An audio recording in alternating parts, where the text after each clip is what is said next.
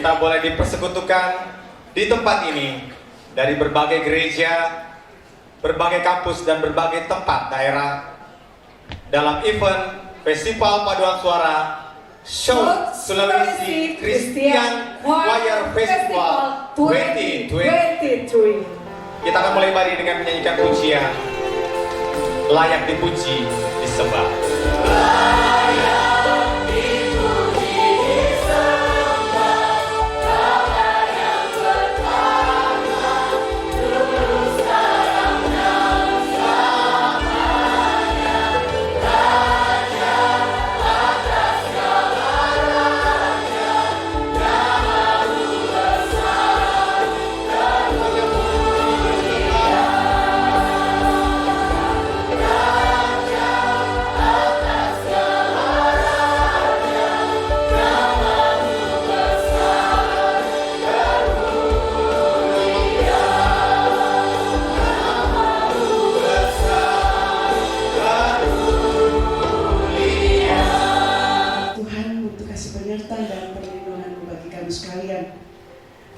Engkau Allah yang setia, yang tidak pernah meninggalkan kami. Karena itu kami mau beribadah, mensyukuri segala penyertaan-Mu bagi kami, karena Engkau telah setia menyertai kami dari awal sampai dengan selesainya seluruh rangkaian kegiatan lomba kami di hari ini. Kami mau beribadah, biarlah kasih setia menyertai kami dari awal hingga kesudahannya.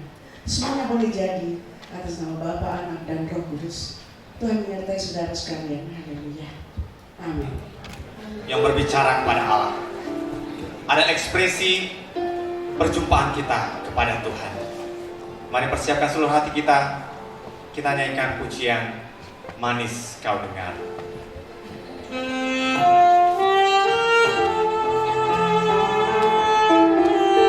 Yang melalui pujian di setiap hati kita datang kepada Tuhan.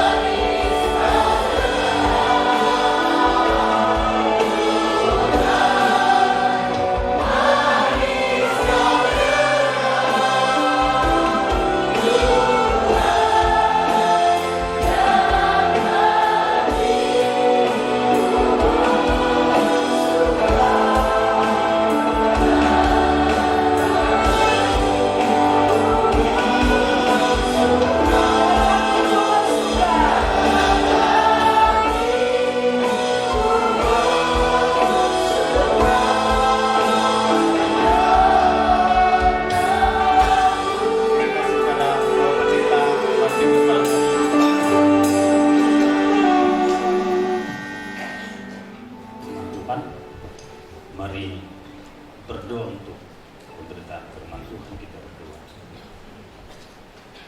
Terima kasih Tuhan karena kami masih diberi kesempatan untuk tetap setia dalam mengikuti acara demi acara sampai pada sore hari ini, termasuk kesetiaan kami untuk mengikuti ibadah penutupan. Tuhan, kami akan bersama-sama lagi membaca dan mendengarkan sebagian dari sabda kebenaran firman. Terangi kami dengan Roh-Nya yang kudus, agar kami dapat dimampukan, dimengerti, bahkan akan dituntun mempraktekkan firman Tuhan yang senantiasa diperdengarkan ke tengah-tengah kehidupan kami. Tolong hamba-Mu yang akan Engkau pakai mewartakan firman ini. Tolong anak-anak Tuhan yang saat ini telah sedia untuk mendengarkannya. Dalam nama Yesus dan berdoa. Amin.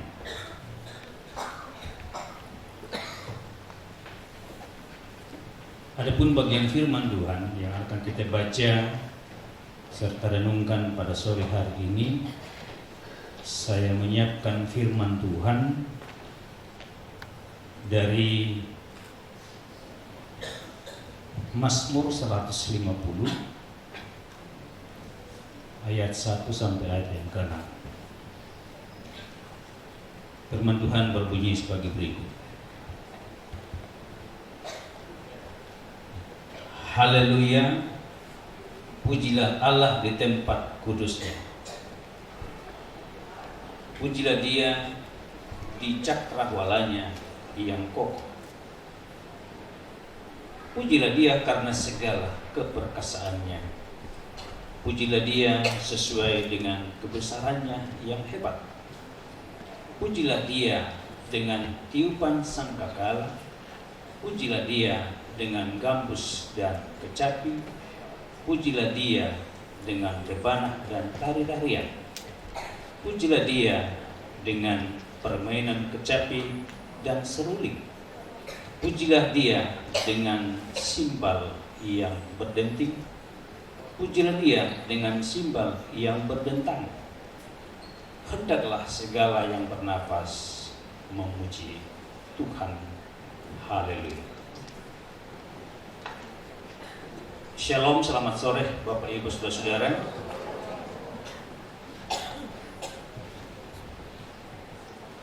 Sore ini kita masuk dalam penutupan pesta paduan suara yang dilaksanakan oleh panitia bersama dengan majelis Depil. Kita telah membaca bagian firman Tuhan dari Mazmur 150. Di situ ada banyak cara untuk memuji Tuhan.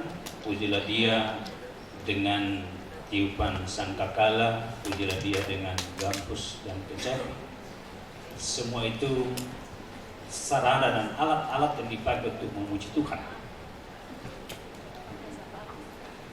Nah, saudara-saudara, di awal khotbah ini, karena kita ini di dalam telah menyelesaikan lomba paduan suara,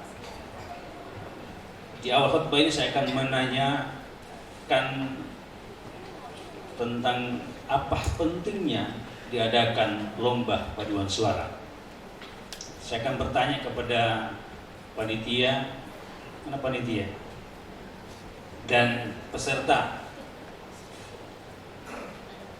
Ada panitia yang bisa memberi komentar? Atau ada panitia yang di bawah sini? Tidak ada?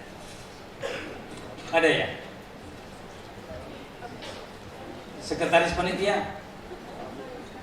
Ini penting ya, jangan sampai kita laksanakan saja ini lomba tapi tidak jelas apa maksud dan tujuannya. Ya. Kalau peserta ada yang bisa menjawab, kenapa kita harus ada peserta di ruangan? Jangan sampai hanya supporter semua di ruangan, padahal yang mau dihotban semua peserta. Ya, jangan sampai peserta sudah tidak ada di ruangan. Ada yang bisa menjawab mengapa harus dilaksanakan lomba paduan suara? Ya, saya tidak sempat membaca surat yang dikirim ke PGIW. Pasti ada dasar pertimbangan dan seterusnya. Ya, mungkin tidak ada yang menjawab, tapi ini harus dijawab dalam hati masing-masing. Mengapa kita harus menyelenggarakan lomba paduan suara? Dan kenapa nyanyian untuk Tuhan dilombakan? Ya. Apalagi kalau sudah hasil pengumuman, ya ada yang senang, ada yang gembira, ada yang kecewa. Nah, saudara-saudara, gereja yang dipahami sebagai persekutuan orang percaya telah dikumpulkan oleh Kristus. Dan cara umat yang telah bersekutu itu untuk berkomunikasi dengan Tuhannya, tadi telah dibaca dalam Mazmur, juga bisa diungkapkan lewat dalam ayat 6 dikatakan, hendaklah segala yang bernapas memuji Tuhan. Jadi tadi alat-alat disebut, sekarang ayat 6, hendaklah segala yang bernapas memuji Tuhan. Dan yang bernapas itu minimal dia akan mengungkapkannya lewat dua cara dalam rangka berkomunikasi dengan Tuhan, yaitu berdoa dan bernyanyi. Yang bernapas itu akan mengungkapkan atau cara dia berkomunikasi dengan Tuhan minimal dengan dua cara. Ada juga dengan bentuk tubuh, ya.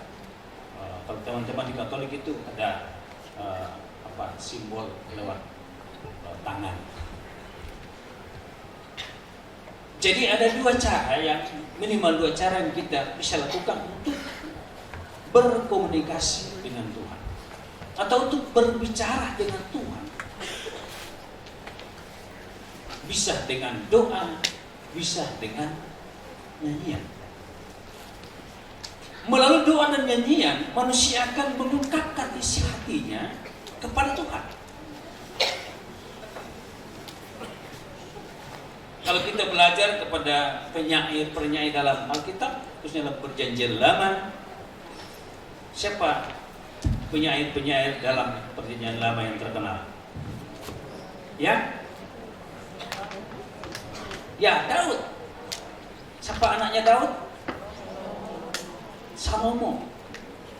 Juga Musa, ya. Kalau kita baca Mazmur itu, ada Mazmur. Ini banyak orang yang salah kira bahwa Mazmur itu hanya itu Raja Daud. Ya, saya pernah mendengar seorang yang berkhotbah. Sebenarnya bukan Mazmur Daud yang dia baca, tapi dalam khotbahnya menurut Mazmur Daud. Padahal setelah dilihat judulnya, bukan Daud yang menulis, ya. Kan biasa di Mazmur Daud, ya, Mazmur Asaf, begitu. Tapi ya karena mungkin pemahaman teologianya yang berkhotbah ini agak dangkal, ya dia hantam semua bahwa Mazmur itu ditulis oleh Daud. Jadi ada Daud, Salomo. Dan dalam Mazmur ini memberi petunjuk kepada kita bagaimana cara bernyanyi dengan baik dan benar. Makanya tulisan-tulisan Mazmur itu atau Amsal itu agak kacau, ya, tidak rapi. Karena lewat tulisan yang kurang rapi itu akan membuat kita sebenarnya bagaimana cara membaca dengan baik dan benar. Jadi membaca Mazmur atau Amsal jangan dibaca kayak baca kitab Kejadian, karena memang ini di sini adalah letak seninya kitab Mazmur dan Amsal ini. Makanya tulisannya enggak rapi gitu, ya. Nah, lewat tulisan ini umat akan mengungkapkan isi hatinya kepada Tuhan dalam bentuk nyanyian. Jadi sebenarnya Mazmur ini itu awalnya dari nyanyian para penyair Daud atau Amsal, dan itu ditulis dalam Alkitab. Misalnya Mazmur, ya, so itu berasal dari lagu yang dinyanyikan. Dan penyair-penyair ini mengungkapkan isi hati mereka kepada Tuhan, dan juga bisa berbentuk pengakuan iman serta doa kepada Tuhan. Misalnya contoh doa Bapa Kami itu kan juga diungkapkan lewat nyanyian, ya. Saya dulu waktu masih sekolah minggu, justru nyanyian doa Bapa Kami yang paling gampang saya hafal. Setelah disuruh menghafal dengan kata-kata biasa, kadang-kadang lupa. Itulah kelebihannya yang namanya musik, ya, karena kita gampang menghafalnya. Jadi kalau kita merujuk kepada kitab Perjanjian Lama, musik dan nyanyian sudah ada jauh sebelum Yesus yang telah meletakkan dasar persekutuan. Dan telah dipakai menjadi budaya umat pada saat itu di dalam menyatakan ritual ibadah mereka. Misalnya dalam Mazmur berapa itu? 121, ya. kulayangkan mataku ke gunung-gunung dan seterusnya. Terus lagunya kulayangkan pandang ke awan-awan. Ya kan lebih enak ya didengar kalau dalam bentuk nyanyian. Nah, musik dan nyanyian terus mengalami perkembangan dari waktu ke waktu sampai sekarang ini. Sebagai sebuah upaya menyelaraskan musik dan nyanyian gereja dengan tantangan dan kebutuhan zaman serta kondisi tiap-tiap warga atau warga gereja pada umumnya. Nah, perkembangan zaman selalu membawa dua dampak bagi kehidupan manusia. Berdampak secara positif, tapi di sisi lain akan berdampak secara negatif. Kalau kemajuan di bidang musik, ya ada banyak. Ya misalnya beberapa waktu yang lalu saya di WA ponakan saya dari Mamuju suruh carikan tanya harga drum band di Yamaha. Drum band ya. Coba dibayangkan drum band ini. Kalau dulu drum bandnya wah ini banyak ambil tempat. Ya kan besar ya. Drum bandnya. Kemajuan teknologi di bidang musik sudah menjadi kecil. Tapi dia akan menjadi besar kalau sudah dihubungkan dengan barang-barang elektronik. Tapi kalau tidak dihubungkan dengan elektroniknya tidak akan bunyi juga. Beda dengan yang manual. Tanpa elektronik dia bisa ya seperti gitar juga ya. Ada yang bisa pakai elektronik, ada yang akustik. Nah, apa dampak negatifnya kemajuan teknologi? Contohnya misalnya ketika kita menyanyikan lagu Indonesia Raya, saya melihat sudah jarang kita melihat konduktornya, bahkan mungkin tidak pernah kita nyanyi solmisasi. Jadi misalnya mau nyanyi Indonesia Raya tinggal ditampilkan di sini tinggal diputar musiknya, wah kita sudah bisa nyanyi. Tapi kadang-kadang juga kita tidak nyanyi lagi karena sudah dominan musiknya. Atau ini juga sudah sering terjadi ya. Kalau orang mau nyanyi paduan suara misalnya, kita sudah jarang latihan bersama. Apalagi kalau yang bersifat insidentil, apakah itu syukuran atau kedukaan, ya tinggal dikirim dia punya lagu lewat YouTube. Ya pernah waktu warga kami meninggal sekitar 2 bulan lalu, terus diumumkan di grup kita akan nyanyi sebentar lagu ini. Dan bisakah dikirim lagunya pakai YouTube? Ya kita latihan masing-masing sampai di di rumah duka diumumkan puji-pujian dari jemaat, ya kita langsung naik semua. Dan pernah juga beberapa minggu yang lalu kebetulan acara jadi Gepil, kami diundang beberapa pendeta. Ketika naik banyak orang menyanyi di Bomboden, terus ada pendeta di sisi lah, kayaknya itu tidak latihan kayak itu karena saya lihat tidak ya. Baru tanya-tanya mana lagunya gitu. Ini salah satu negatifnya lewat kemajuan teknologi. Nah, teknologi sudah akan memanjakan kita. Kecuali kalau lomba pasti akan dimulai dari hafal solmisasi dulu ya. Karena ternyata saya nggak terlalu hafal tidak tahu solmisasi. Tapi kalau kita sudah menguasai solmisasi, sudah akan dengan gampang kita masuk di perkataannya. Bahkan selalu memandang rendah yang tidak juara. Dan kalau kita yang juara, pasti kita sanjung-sanjung Yurinya. Ya, bagus Yuri. Ini Yuri betul-betul adil menilai ini. Karena memang kita layak juara karena kita yang terbaik. Tapi kalau yang tidak juara, itu Yuri itu tidak sportif menilai. Kita ini tadi tepuk tangan, boy luar biasa orang. Tapi kan penonton dengan Yuri cara menilainya berbeda, ya. Bukan hanya enak di telinga, ya. Cara menyanyi orang akan dinilai. Nah ini yang sering terjadi di akhir lomba. Jadi saya sudah 3 kali ikut Pesparawi Nasional. Pertama di Ambon, kemudian di Kalimantan Barat, dan terakhir di Jogja. Selalu begitu di akhir pertandingan. Bahkan ada yang bilang, wah dia sogok itu Yuri sehingga dia juara.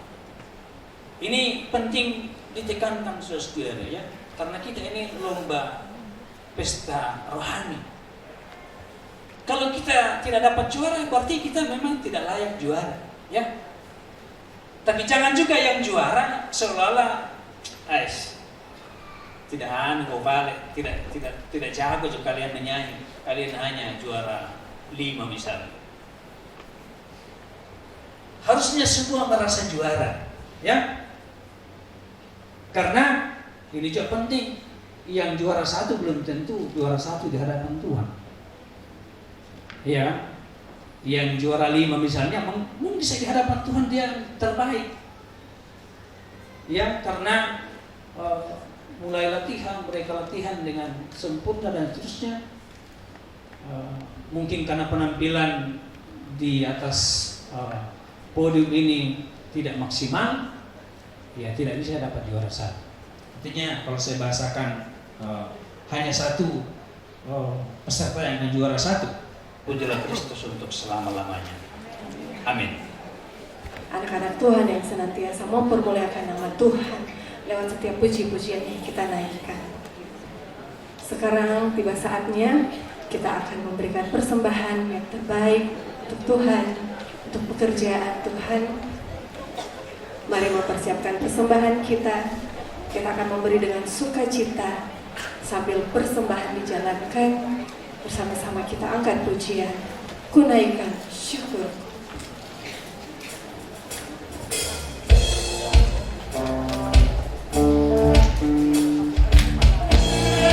Ya, naikkan dengan sukacita pujian ini. Kasih yang begitu besar.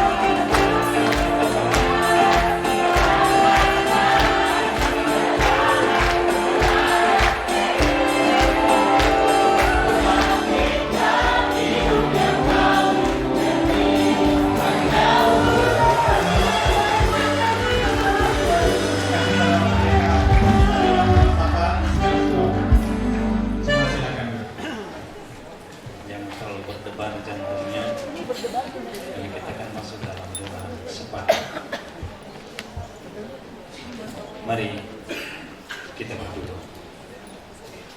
Dengan menundukkan kepala ya Tuhan, namun hati kami menengadah kepada-Mu. Sebagai rasa, sebagai manusia yang penuh dengan kelemahan dan keterbatasan, biarlah kami tetap sungguh-sungguh menggantungkan diri kami ke dalam tangan Tuhan, menjadikan Tuhan yang Maha Kuasa atas kehidupan kami, yang akan selalu mengendalikan kehidupan kami. Istimewa di akhir lomba ini, tentu kami diliputi kegelisahan karena kami harus mendengarkan pengumuman lomba yang tentu akan mensukacitakan bagi yang mendapatkan juara atau yang terbaik, tapi juga akan menimbulkan kekecewaan yang tidak mendapat juara. Itulah sifat kami sebagai manusia. Tapi biarlah Tuhan menguasai kami semua. Biarlah kami dapat tampil sebagai anak-anak Tuhan, mengaminkan bahwa kami semua telah juara di hadapan Tuhan, karena kami semua dari kelompok-kelompok paduan suara telah bernyanyi dengan baik dan benar di hadapan Tuhan. Meskipun kami telah dinilai oleh tim juri, tapi ada penilai utama yaitu Tuhan yang telah mendengarkan pujian kami kepadamu, yang mengungkapkan isi hati kami ke dalam tangan Tuhan. Sebab yang utama atau tujuan utama diselenggarakannya lomba paduan suara, supaya kami atau kelompok suara betul-betul akan menampilkan pujian yang sempurna di hadapan Tuhan. Untuk itu ialah mampukan kami untuk menerima apapun yang menjadi hasil dari lomba ini. Dan ketika kami pulang, kami semua akan bersorak-sorai, bersuka cita, karena Tuhan telah memberkati kami semua, baik panitia penyelenggara yang telah mempersiapkan segala sesuatunya sehingga penyelenggaraan ini boleh berlangsung dan sebentar lagi akan diakhiri dengan pengumuman. Terima kasih karena Tuhan mempercukupkan segala yang dibutuhkan oleh panitia. Terima kasih karena Tuhan memberikan kemampuan, kesehatan, kekuatan kepada manusia, termasuk bagaimana mereka menjalin kerjasama yang baik untuk bersama-sama menyelenggarakan, menyukseskan lomba paduan suara ini. Terima kasih Tuhan, karena Tuhan juga telah melibatkan berbagai macam pihak yang turut menjadi sponsor, yang mendukung terselenggaranya pesta paduan suara ini. Terima kasih atas keterlibatan pihak pemilik gedung ini.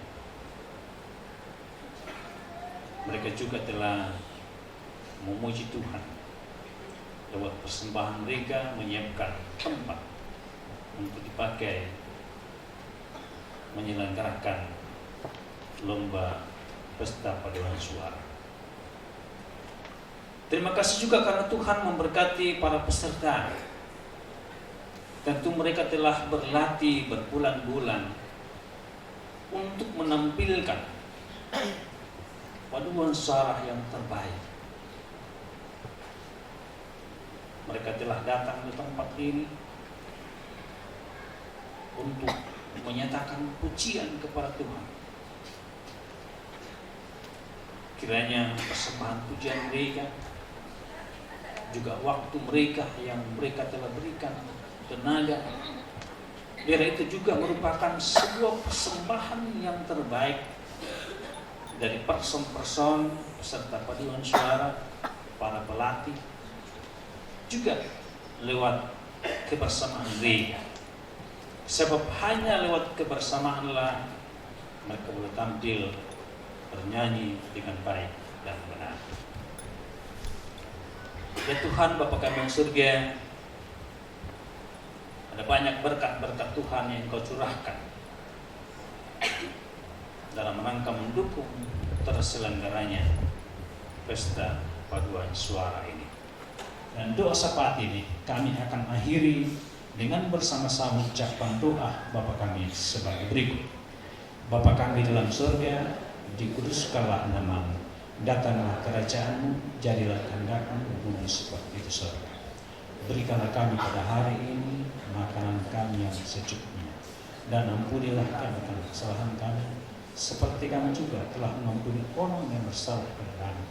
Dan jangan hamba kami dalam pencobaan, tapi lepaskanlah kami dari yang jahat, karena Kau mempunyai kerajaan dan kuasa dan kemuliaan sampai selama-lamanya.